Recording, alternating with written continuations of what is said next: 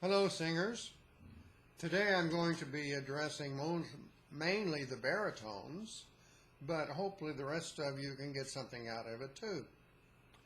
I want to look at the Prologue to Pagliacci, and because it's such a famous baritone aria, every baritone wants to learn it. Only some baritones can sing it. And I want to look at it in a way which is sort of like a coaching session, but it's also a way of learning a piece quickly and thoroughly.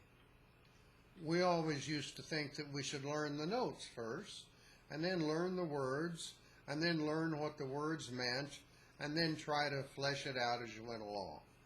That's a bass-backwards approach. You will take a long time, and you'll only partly learn it. Let me give you an example. I was doing Falstaff one time, high up in the mountains, where the air was very thin and very dry.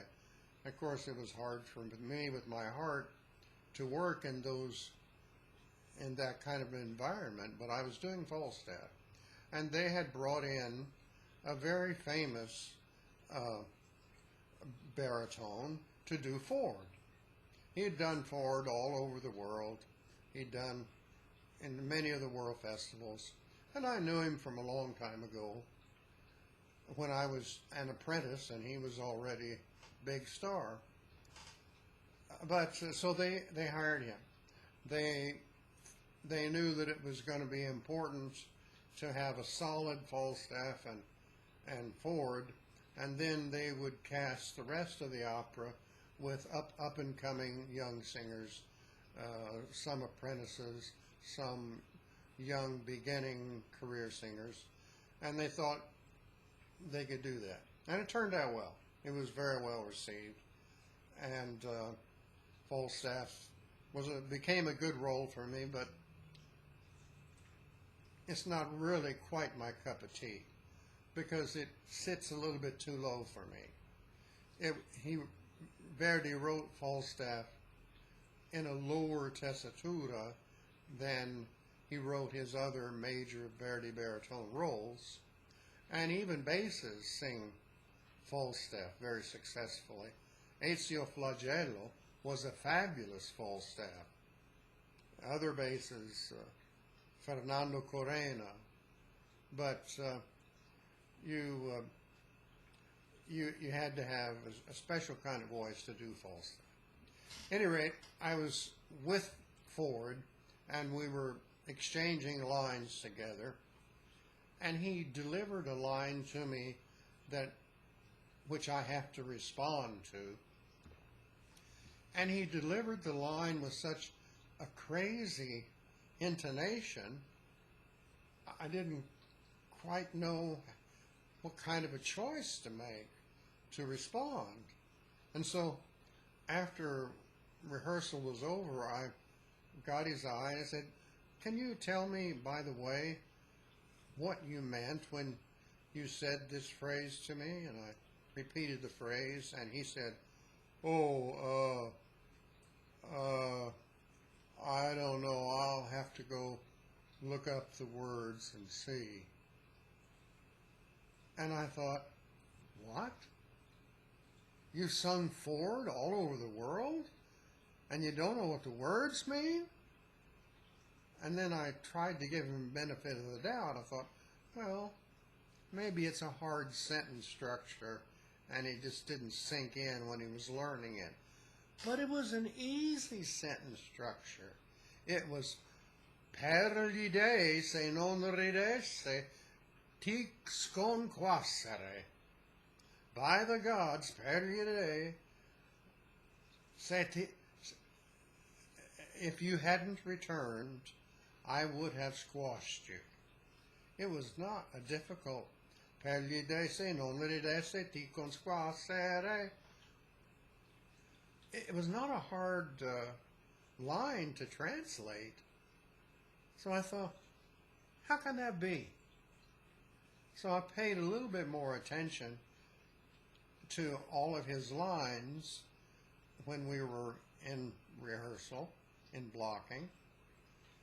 And come to notice, he sang every line the same way. There was no dramatic beat. There wasn't any intention. He was just singing the notes and rattling the words. That astounded me, because this guy had done Ford all over the world, at leading opera festivals. And he sang E sogno o realtà like it was Parisiamo. E sogno o realtà. Out the side, you know. And everything was the same. I thought, what is this? This is not opera. Something is wrong here. He's not being a character. He's just himself singing notes and rattling out words. So I tried to compensate for that by making all of my responses to Ford very, very rich in the choices I made for the dramatic beat, which shapes the phrase that answers his questions. And it turned out okay, but I learned a big lesson that sometimes even very famous singers can be taught badly on how to learn a role, sing it all over the world, and not get called on for the stupidest errors that we wouldn't allow an apprentice to get away with. We wouldn't allow an apprentice to go on stage and just to speak things without, or to sing things without any meaning. Parisiamo, io la lingua, ella il pugnale. We're not going to allow that. So, a lot of you have been learning your arias like that. Stop it. The first thing you do is you read the text in rhythm and with whatever meaning the word brings to you.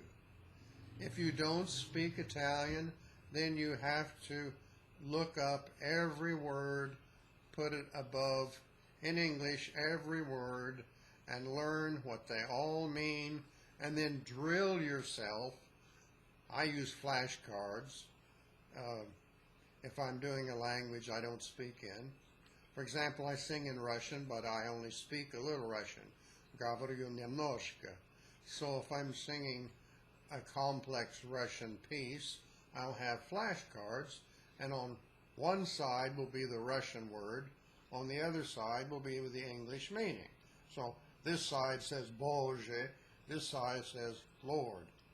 And then you use the flashcards to drill the meaning of the word into your brain. Until finally, when you sing Bože, you don't have to think, oh yeah, it means Lord. It's already in your brain, and you're thinking in the language by that time. So maybe that's the way you'll have to do this if you don't speak Italian. Si può, signore. Signore, scusatemi se da sol mi presento. Io sono il Prologo.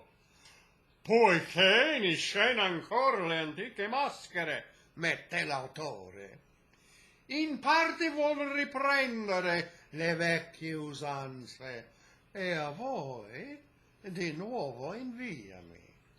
Ma non per dirvi come pria. Le lacrime che noi versiamo son false e degli spasimi e dei nostri martir. Non allarmatevi. No! L'autore ha cercato invece pingervi uno squarcio di vita. Let me do that again. No, no.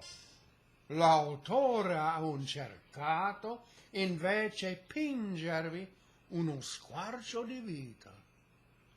Egli affermassima solo che l'artista è un uomo e che per gli uomini scrivere deve.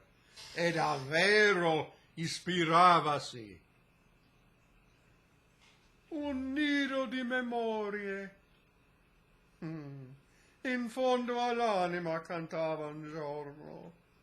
Ed ei con vere lacrime scrisse e singhiozzi il tempo gli battevano. Dunque, vedrete amar, siccome s'amano gli esseri umani. Vedrete di l'odio I tristi frutti del dolore gli spasimi, urli di rabbia udrete e risa ciniche.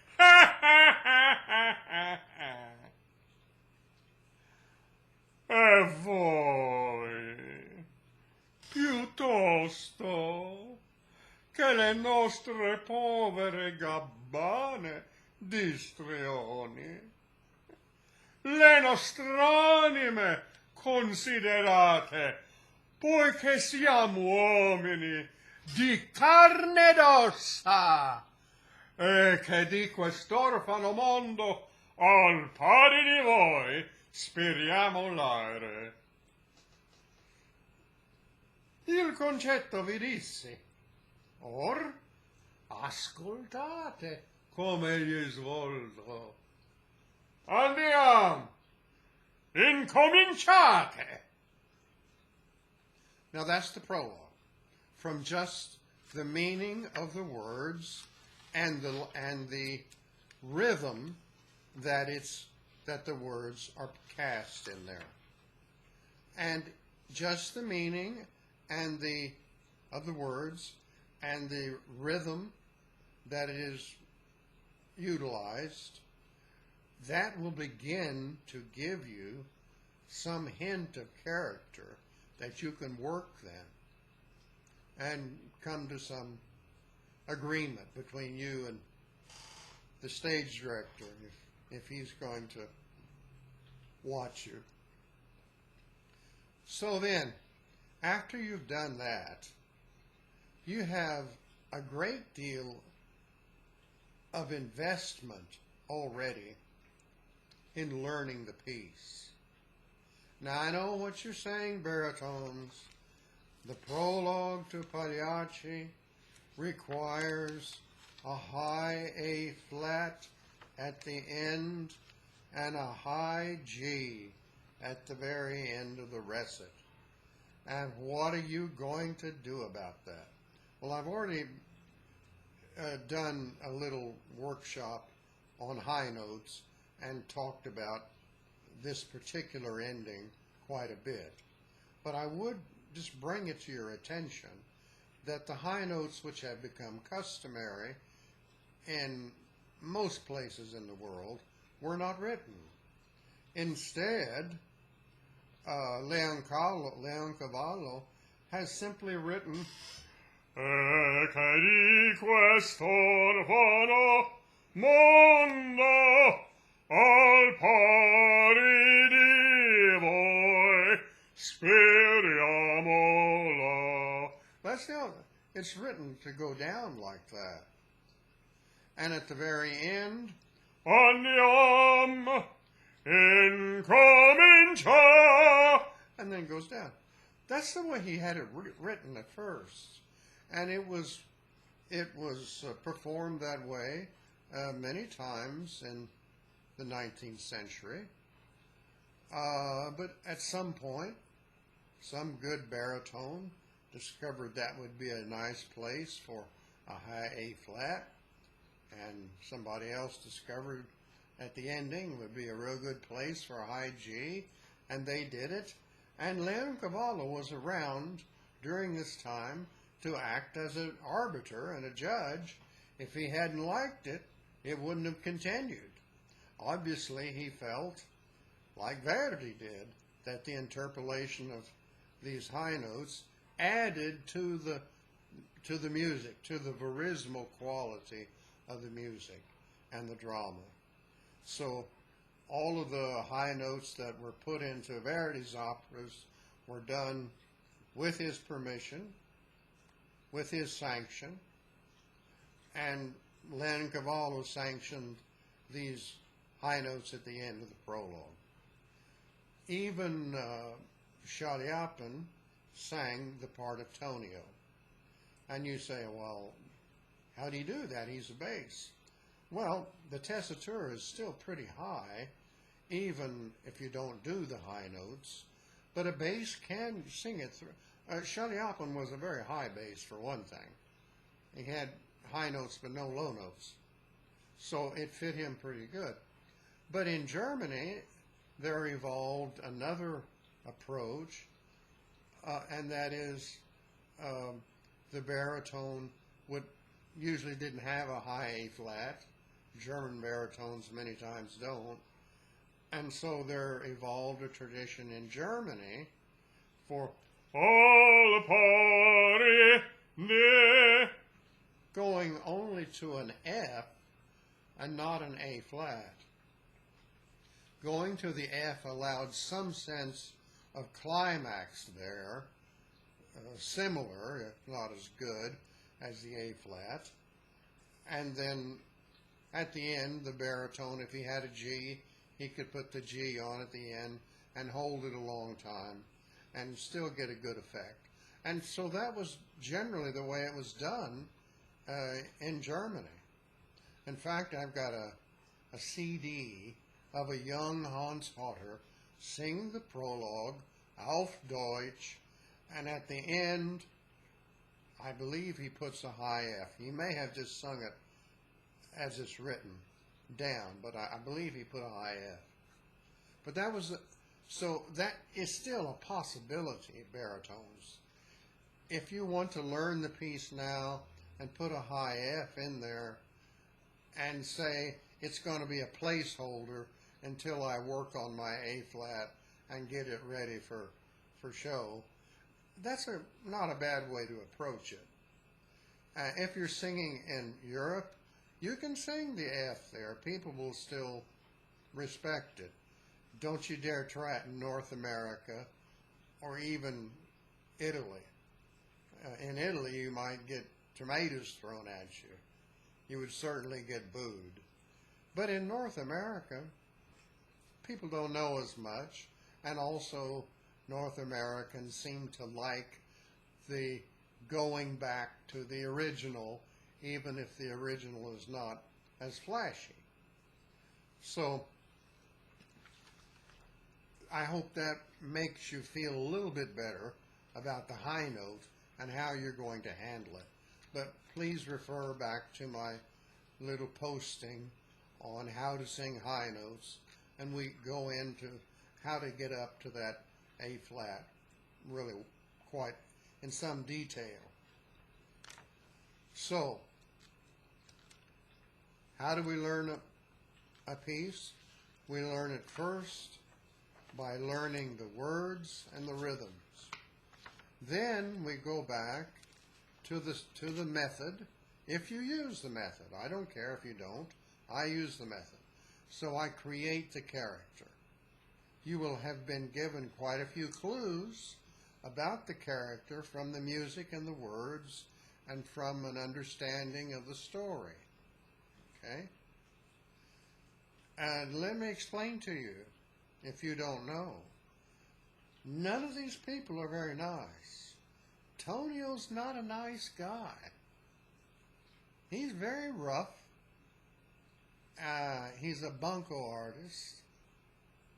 And he's very willing to engineer the murder of Nedda by Canio just because Nedda cried out and pushed him away when he was trying to hit on her. So, and Canio, he's not a nice guy either. He's a pretty rough customer. And if you think of as Canio and Tonio as old war buddies, you know, and they've got this kind of camaraderie that comes from being in a foxhole together. And they come back from the war and they wonder what they're going to do for a job. And one of them comes up with the idea, well, why don't we give a show of some sort? And we can go just take it around. So they do that, and they figure they need at least one woman, but they don't know who that be. And Canio is driving the cart one day in a village, and he sees a young girl by herself. She's obviously lost or homeless from the way she looks. And he stops and says, hey, you want something to eat? You hungry? And she gladly says yes. And he takes her and lets her sit in their wagon. He brings her something to eat and something to drink. Then he says, you can travel with us if you want. We've got a part in our play that you could take if you wanted. And it sounds like a great opportunity to her. You know, she's probably in her late teens, and Canio is probably in his mid-40s, maybe even 50. So Canio is thinking of what a nice arrangement this is going to be for him. He's just picked up a chick who's off the grid, and he might keep her around. She might be real nice and to snuggle up to in the evenings. She doesn't know exactly what to do. She's a waif. She's a lost child, a lost teenager. She's homeless. She has no means of support, no family. Canio says, well, why don't you take a role in our traveling theater? You can stay and live with us. You'll get your 3 squares a day and plenty to drink. And she says, okay, we can give it a try. Sure. And so they give her a copy of the play and say, these are your lines, and this is how it goes, and this is what you do. And of course the play is the Harlequin play that is done in Act 2. So that begins to make a little different kind of setting now. We're talking about this. And where do we get this? Well, Canio tells us a story. He tells us a story in his big aria in the second act. And it's all his way, of course, but that's his viewpoint. I took you in when you were starving. I gave you a house and a name, and this is how you repay me. You see, because after a while, he considers her his common law wife, you know. And she's been sleeping with him all this time they've been together, but, you know, she doesn't really want to. She's not in love with Canio. Canio is in lust with her, but she's in a situation. She has gotten herself in deep into a situation. And when she meets this guy in a town, he's a traveling salesman, she meets this guy and he's really nice to her. And that's Silvio. And so they make it a point that whenever the troupe is in Silvio's area, that they'll get together, they'll meet up. So Silvio becomes Nedda's one escape, temporary escape from this kind of abuse that she's locked into with Canio. In the meantime, Tonio, remember he's deformed, and you should play him that way in the prologue as well. You should be costumed in the prologue, have a hunchback, and begin to have a character. The character has to come, of Tonio, has to come through even when you're doing the prologue. Very important. So we begin to see what kind of a situation there is among these people playing these parts of Canio, Nedda, Tonio, and so you begin to get a sense of how you can sing the prologue, but knowing all these different kinds of interactions. So you create your character, that's my point. So then you have the character, and then you begin making dramatic choices for intentions, the way that the method tells you.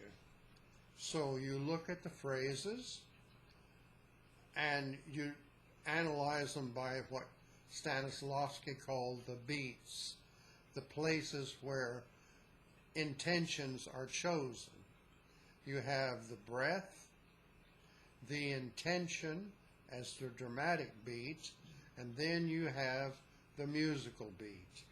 So the dramatic beat has to be before the musical beat if it's to be realistic. So if I say the words, I'm going to go to the door now.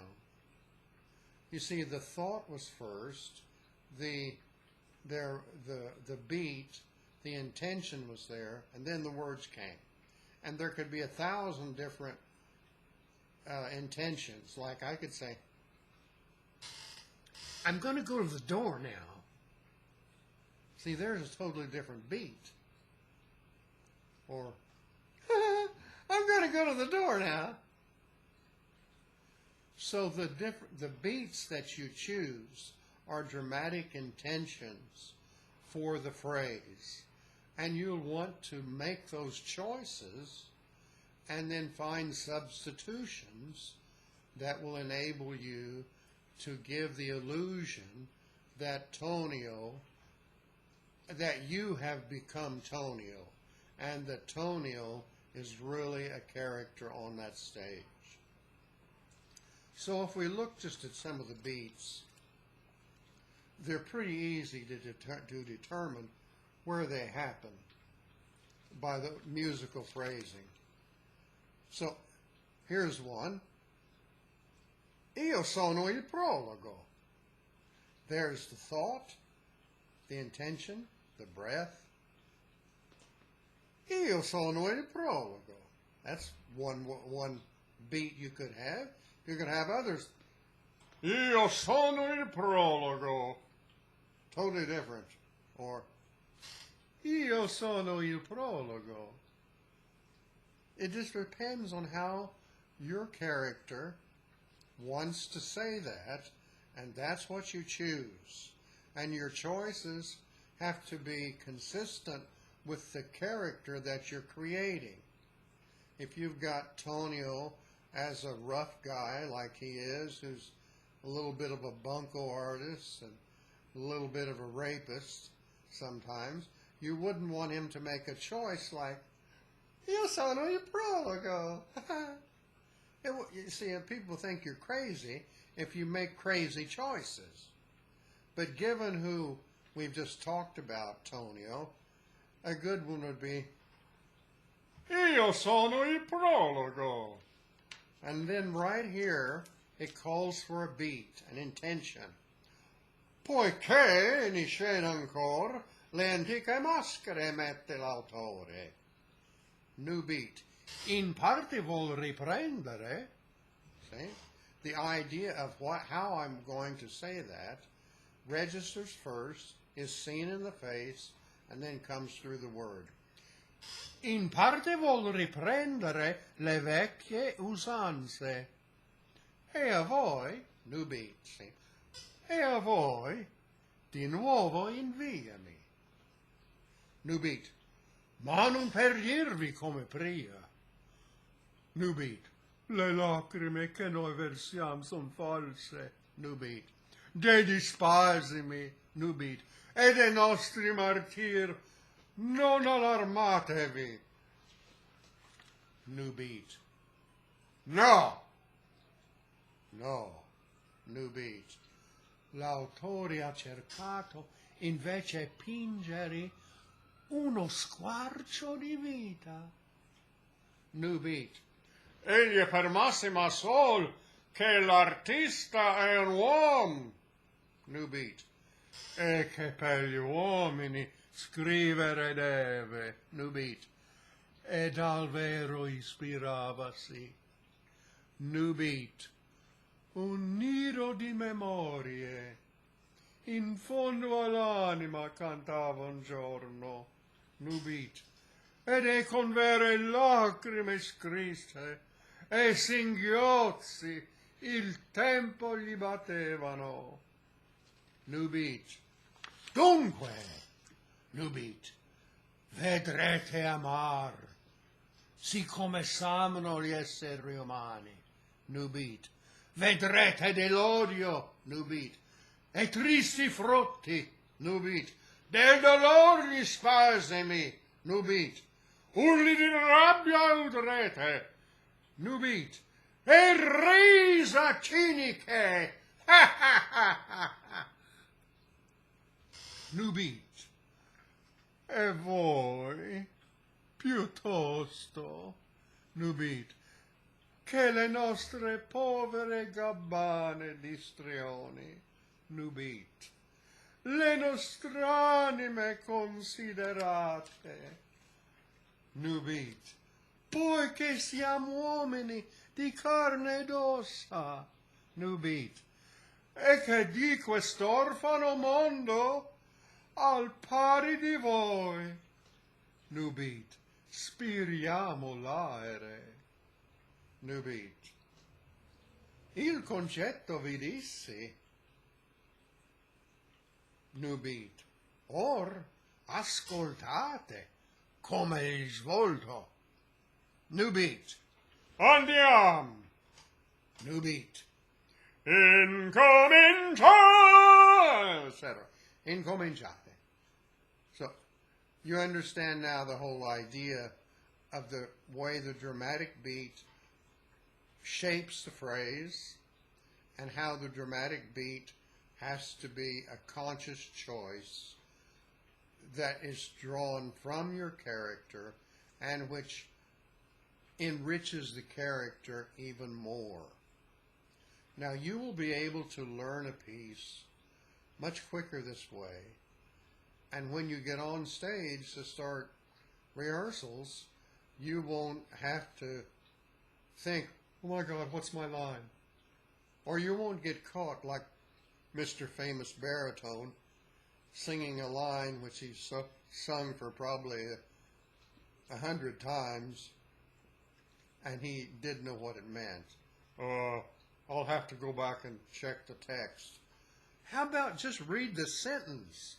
It was a real plain, simple sentence in Italian 101. Per gli dei, se non ridesse, dic sconquassere. By the gods, if you had returned, I would have squashed you. Now, that's not hard to learn. How dare you go across the world and sing a great role without understanding? You ought to be penalized. You ought to have to give back the salary they paid you. And how dare you say to me, as one baritone did, I've performed Rigoletto over 400 times in my career. and one time I even really cried. And my mouth just hit the floor. Because he was saying to me, he could he could perform a role as great as King Lear, and he only cried once. He only found tears once in 400 performances? What kind of an actor is that? It's no actor, I'll tell you. And you didn't really perform Rigoletto for 400 times if you only cried once. You went through the gestures and maybe you sang the notes, but you did not perform King Lear operatically and only cry once.